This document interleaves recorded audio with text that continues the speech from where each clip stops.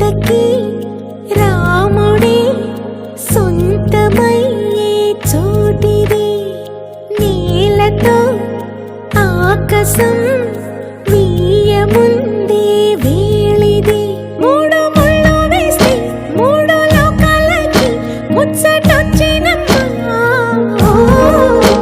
ఏడు అంకలేస్తే ఏడు జన్మాలకి వీడదీసిటమ్మా